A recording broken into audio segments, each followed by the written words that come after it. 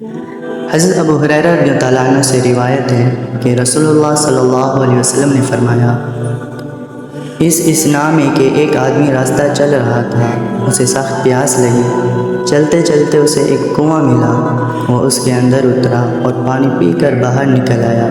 کنویں کے اندر سے نکل کر اس نے دیکھا کہ ایک کتا ہے جس کی زبان باہر نکلی ہوئی ہے اور پیاس کی شدت سے وہ کیچڑ کھا رہا ہے۔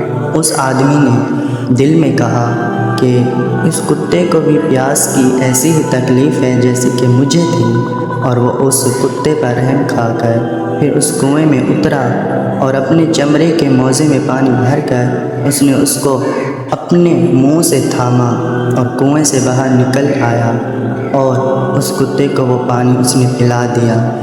اللہ تبارک و تعالیٰ نے اس کی اس رحم دلی اور اس محنت کی قدر فرمائی اور اسی عمل پر اس کی بخشش کا فیصلہ فرما دیا۔